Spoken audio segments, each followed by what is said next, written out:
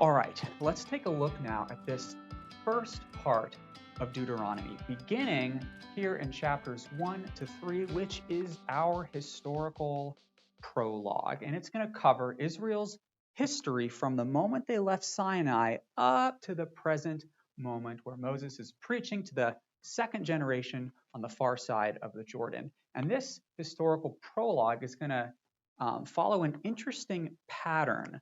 So God is going to say in this historical prologue to the first generation, and he's going to say it twice, take possession, go, take possession of the land. He's going to say this twice. And what are they going to do? Well, God's going to say go, and they are going to stop. That's not good. Well, as a result of that, 40 years are going to pass. We know this. 40 years. And then God's he's going to try again. He's going to address now the second generation. And he's going to say to the second generation, take possession, go take possession of the land. And you won't be surprised, he's going to say this twice, following the same pattern. And what's the second generation going to do? Well, God says go, and the second generation is going to say, yes, let's do it, let's go. Now, let's take a look at how this works in the text. Okay, so take possession. The first generation is told twice, take possession of the land. Go, take possession of the land. But what do? Yet they would not go up. And as a result, not one of these men from this generation will see the land. 40 years are going to pass by. Many days, many days. How many days? 40 years worth of days. And then it's going to mention the 38 years that they spent after leaving Kadesh Barnea. And that's our transition. I don't know if you can see it right here. And then we're going to move to the second generation. And again, they're going to be told twice, begin to take possession of the land. Go, take possession of the land. I'm going to use the same Hebrew word every time, yaras. And do they take possession? Yes, they do. First, they defeat the king of Sihon and claim his land, and then they defeat the king of Og. Now, both of these little kingdoms were on the far side, the east side of the Jordan. Let me show you. Here's a little map. This is them at Kadesh Barnea. They cross the Jordan, go up on the Transjordan, and first they defeat Sihon right here and claim his territory. Then they move north, defeat Og, claim his territory, come back down, and they stop here in the plains of Moab, which is where Moses is going to speak to them. On the other side of the Jordan, of course, there's the Jericho, and there's our lovely Jerusalem. So let's jump now back to the board. And after this pattern, this historical prologue is going to end with a little cheerleader. There's a little happy cheerleader, and she, Yahweh, is going to encourage, is going to cheer on Joshua to go take possession now of the land on the other side of the Jordan. And that's how this section is going to end. And I want to look at that very briefly. So here we are, end of chapter 3. I commanded Joshua at that time, your eyes have seen that all that Yahweh did to those two kings, Sihon and Og. Come on, if God can take them on, he can defeat your enemies in the promised land as well. Don't fear them. Yahweh will fight for you. All right, so that's our historical prologue. Let's take a look now at this next section, the call to obey God, and as a result of that, it will lead to life. And this is really what the entire book of Deuteronomy is all about. Moses calling the second generation to obey the law, and if they do, it will lead to life. And this call is going to be repeated, of course, right here. Call, obey, life. Call to obey, which will lead to life. And it's summarized for us. We've already taken a look at this in the very first verse of chapter 4. Let's look at it again. Okay, chapter 4, here we are. And now, Israel, listen to the law that you may live and take possession of the land. Did you catch a couple of L's in there? I think that that's a helpful way of summarizing what Deuteronomy is all about.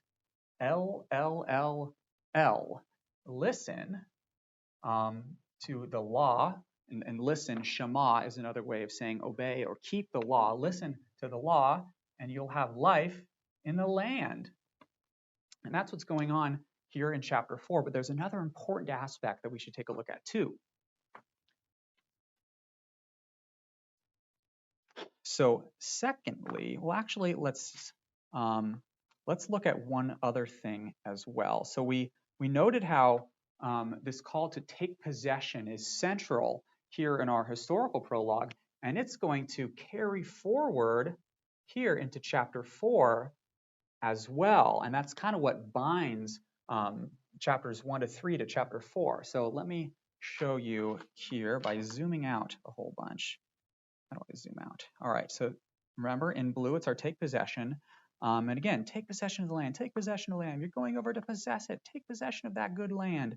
It's really scattered all throughout this chapter. But I mentioned I wanted to share a second thing that's very important here in chapter 4, a crucial aspect that has to do with the law and its representative function, how Israel will be a kingdom of priests before all the nations. Look at verses 6, 7, and 8.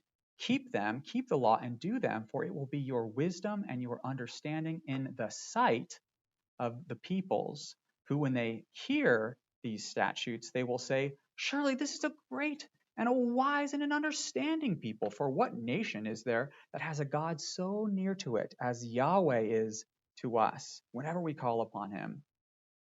And what great nation has such amazing laws as these guys have? So that's what I'm trying to represent here. We have the nations who are looking in at the law of God. They're looking in and they're listening, seeing what are they doing and why, because it's so different from our practices and it's so righteous and good. So the word to listen is to shema. And that's what the nations are doing. They are shemaing Israel before, living before Yahweh in obedience to the Torah. And the idea is that when a people lives in complete submission and dependence on their God, that is God's like megaphone to the watching world of his goodness and his desire to bless that world also. And honestly, that's our calling as well. I mean, you remember Matthew 5, what Jesus taught on the Sermon on the Mount? Let your light shine before all men so they can see your good works and give glory to your Father who's in heaven. So there we are. That's our chapter 4, a very important chapter. And now let's move on to this next section. The covenant stated in chapter 5 and then 6 to 11. So this is going to contain the 10 commandments. It's going to restate the 10 commandments as they were given on Mount Sinai. And it's going to end with another LLLL statement here. Listen to the law and have life in the land. And look at the last verse of chapter 5 to take a look at that. But I'll let you do that on your own time. And I want to spend a little bit more time in this section, chapters 6 to 11. Very important chapters. And the structure for these chapters is a little bit confusing. Let me kind of unpack the structure first, then we can get into its message. So 6 to 11 is going to begin with an introduction and it's going to end with a conclusion. Introduction in 6a, the first half of chapter 6, and it's going to have its conclusion in 10b to 11. And then it's going to follow the pattern of A, B, A, B, where in 6b, it's A, 7, B, and then 8, and then 9 to 10a, A, B, A, B. And in this top section, the second half of 6 and 8, it's going to, Moses is going to call the people to remember. That's what's going on here. Let me write that. Remember. And then in this section, it's going to focus on Israel's election, God's choice of them as a nation.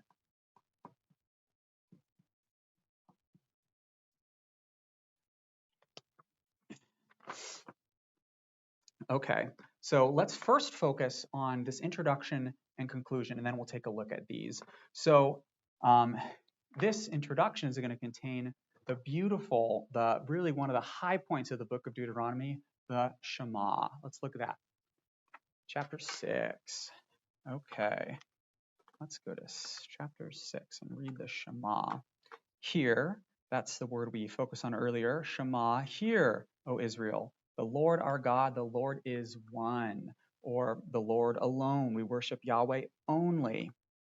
And it's going to follow after that, saying you shall love Yahweh your God with all your heart, soul, and might. And these words shall be on your heart. And then it's going to focus on instructing the next generation. So I guess that would be the third generation then, right? You shall teach them to your children, and talk about them when you sit in your house and when you walk by the way, when you lie down, when you rise. Bind them on your hand. Put them as frontlets between your eyes. Write them on your doorposts and on your gates. And I read this entire section because I want you to pick up on a few of the parallels, which are going to be in the conclusion. So the conclusion and the introduction of this section match.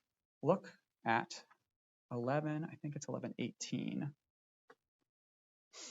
Yeah, see this? You shall therefore lay up these words of mine in your heart and in your soul. Bind them as a sign on your hands. I just heard that, didn't I? They shall be frontlets between your eyes. Teach them to your children. Talk about them when you're sitting in your house, walking by the way. Write them on the doorposts of your house and on your gates. See, it has the same content in both the introduction and the conclusion.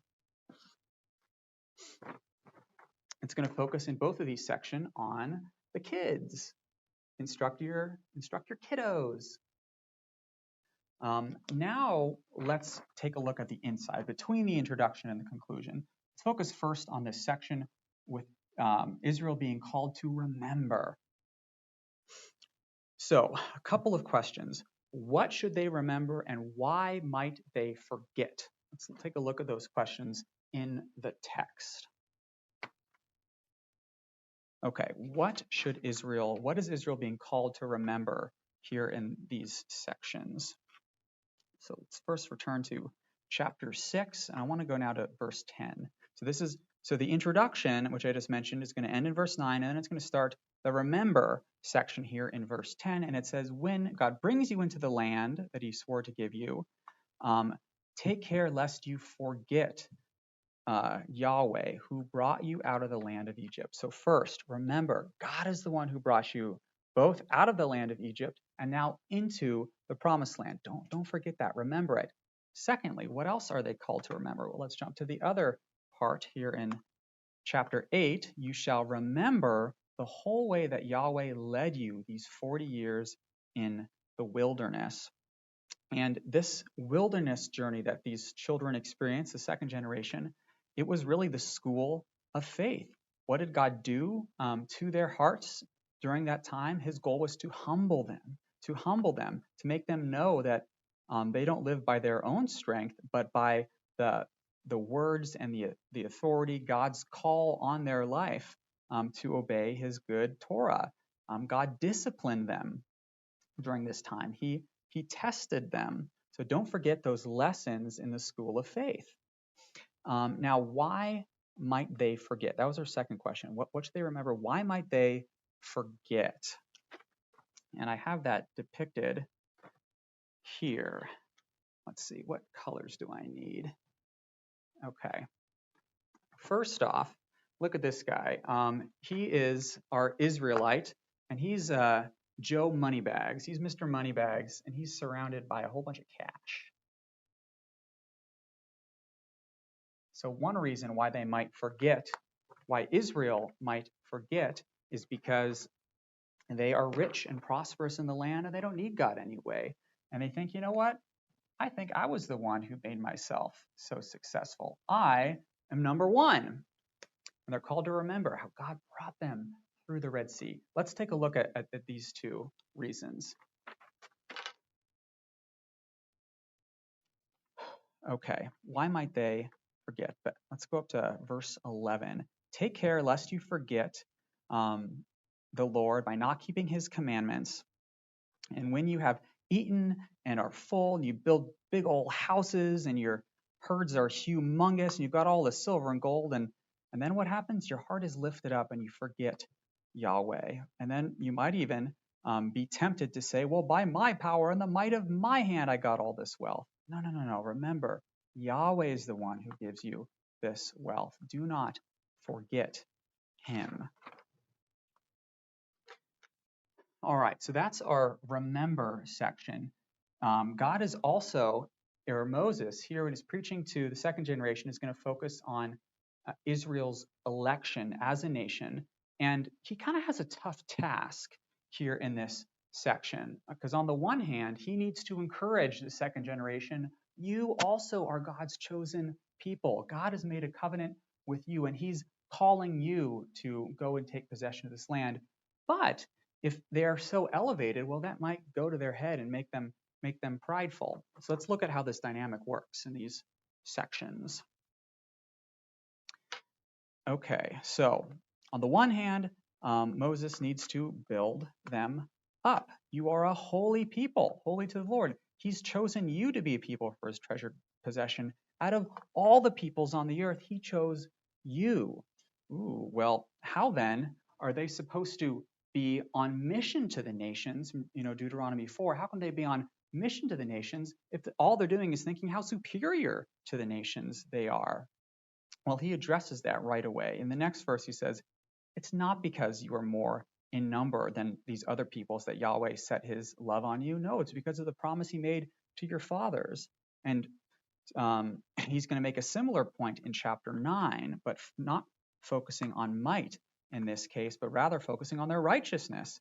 Do not say in your heart, after Yahweh has thrust these nations out before you, it is because of my righteousness that I have taken possession of this land. No, Moses says, it's not because of your righteousness. It's because of the wickedness of these nations that Yahweh cast them out of the promised land and gave it to you in their place.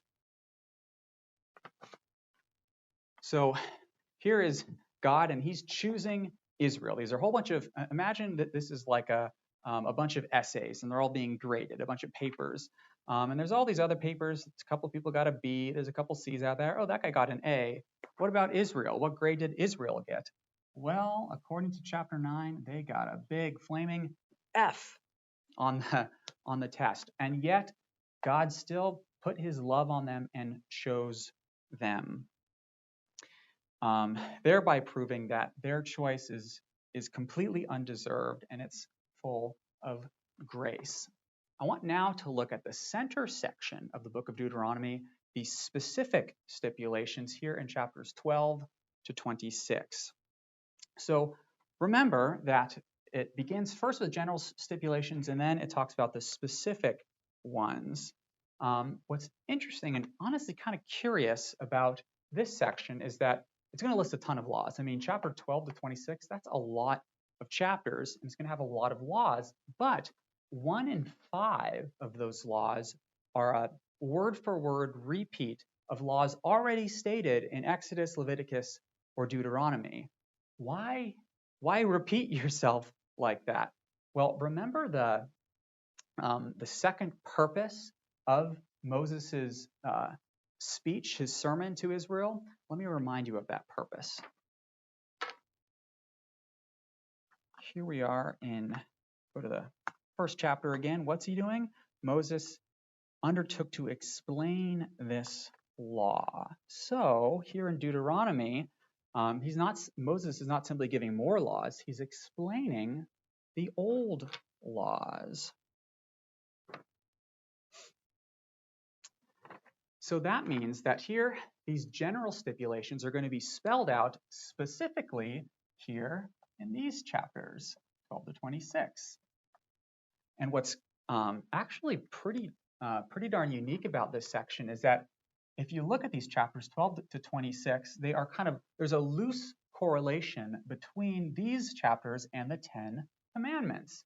So it's going to start with, the first couple commandments, and then it's going to change its focus, and now we're going to talk about the third commandment and the fourth commandment. Now we're going to give a little more detail on the fifth commandment and the sixth commandment. I want to take a look at that for you by way of a handout, of a chart I made. So you can go into a lot of detail, and really it's a loose correlation, but here's kind of how it plays out. So the first couple commandments, you shall have no gods before me, don't make any images, that's kind of covered by chapter 12, where Yahweh specifies a central sanctuary. This is the one place you shall worship, nowhere else. So that kind of covers, like, you're not going to worship other gods if you can only come to, say, Jerusalem. And then, I mean, this is pretty tight. Remember the Sabbath day to keep it holy. It's in these chapters, it's going to focus on special sacred days, a tithing year, Sabbath year, Passover. And then the next section is going to focus on those who are in authority over you. Honor your father and mother. They're in authority over you. Well, so are judges, kings, priests, and prophets. It's going to talk about them. And then it's going to move to things that are kind of loosely related to murder, to killing, and talk about just and unjust killings, referring to cities of refuge, warfare, unsolved murders. And then in the next section, sexual immorality gets a little bit loose with the last three, but you can kind of see how Moses is giving additional details about the Ten Commandments in this specific stipulation section here in the center of the book of Deuteronomy.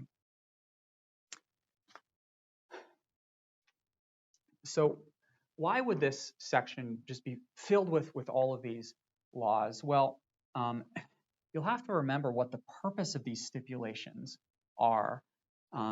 In 1 John 5:3, it says that this is love for God, that we keep his commandments. So when Israel is obeying God's laws, what they're saying to their suzerain is, I love you. See, this is kind of a heart that's made out of the two tablets of the Ten Commandments. You like what I did there?